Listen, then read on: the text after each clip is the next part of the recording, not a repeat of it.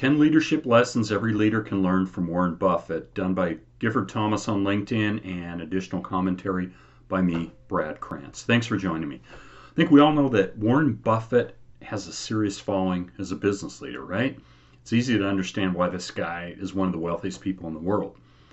He's a Wall Street legend, an investment legend, a master communicator, and he inspires people all over the world.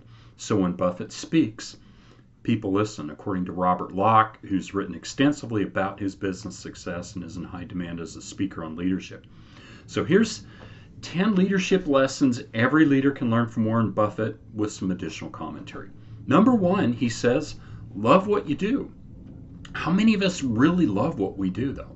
Many of us, I think, like myself, have struggled with this over the years. I'm entrepreneurial minded and have been since my 20s, but I can honestly say only now at 59 have I found what I'm looking for. Steve Jobs said, the only way to do great work is to love what you do. And if you haven't found it yet, keep looking, don't settle. That's great advice, and my hope is that many of us really follow it.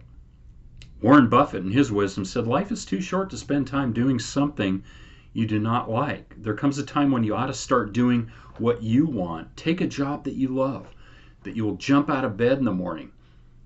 And he humorously said, if you think you're out of your mind if you keep taking jobs that you don't like because it will look good on your resume, isn't that a little like saving sex for your old age? Good point. Number two is to learn how to communicate effectively. And this, I think, really can't be understated or overstated enough. This is a big one, especially if you're a leader, right? A leader has to communicate well. And a leader has to listen well, too. James Hume observed that the art of communication is the language of leadership. And I would agree 100% on this. Think about that one for a while. Warren Buffett said that you've got to be able to communicate in life, and it's enormously important. Schools, to some extent, underemphasize that. I probably agree there. If you can't communicate and talk to people and get across your ideas, you're giving up your potential. That's huge.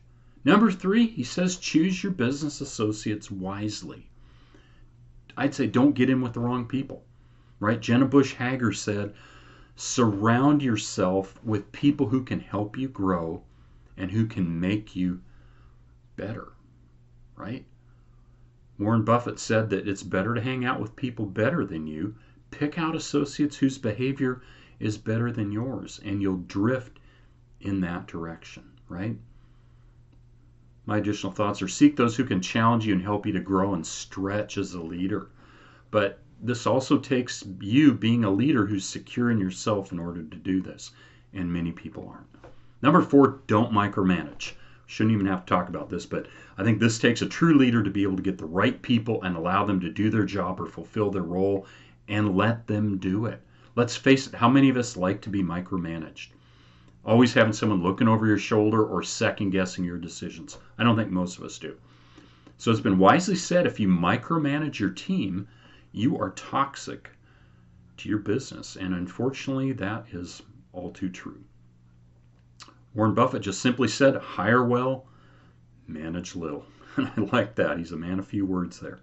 Number five is plan for the future. Okay, leaders plan ahead. Okay, the leaders plan, but we plan ahead. Leaders also develop other leaders. Okay, they are or should be what I call multipliers. Leaders multiply people.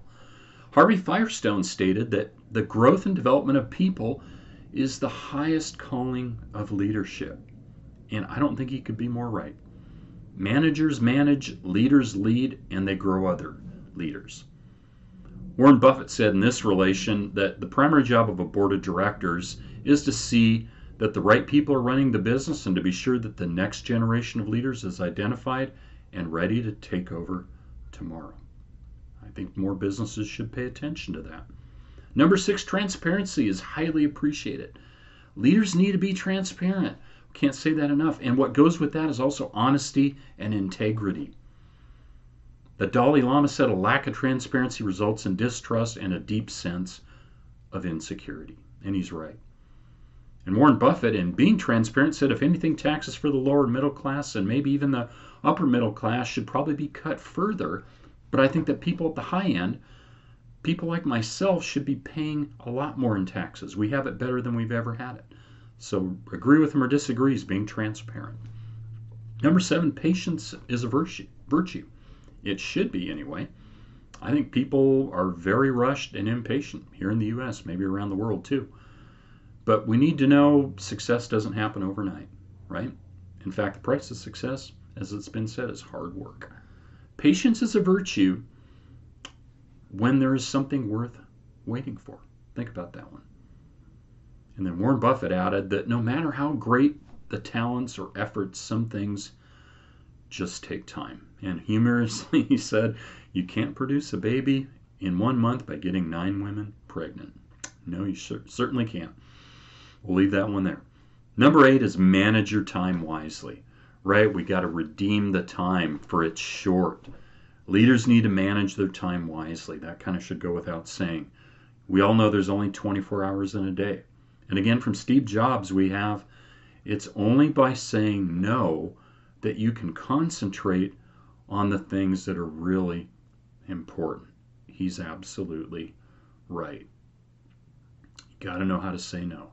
Warren Buffett added that you've got to keep control of your time, and you can't unless you say no. You can't let people set your agenda in life. And I would add that leaders determine and manage their schedule. They don't allow others to manage their time. That doesn't mean we don't take input, but we control our own schedules. Number 9, be prepared to take risks and learn from mistakes. Wow. Failure is part of success, but it's not final. Leaders view failure as an opportunity to learn, and as long as we fail forward, we're okay. The famous author J.K. Rowling said, it's impossible to live without failing at something unless you live so cautiously that you might as well not have lived at all, in which case you fail by default. And that's sad but true. And Warren Buffett just simply added, risk comes from not knowing what you're doing. So as leaders, let's know what we're doing. Let's not just risk, but let's make informed decisions. And 10, treat everyone equally. It's something we shouldn't have to talk about, but I'd say show respect to all. And we've heard it wisely said that people don't care how much you know until they know how much you care. And no one can be a great leader unless they genuinely care about the success of each person on their team. Unfortunately, this doesn't happen all the time. And personally, Warren Buffett said, I really hope I can treat everyone equally.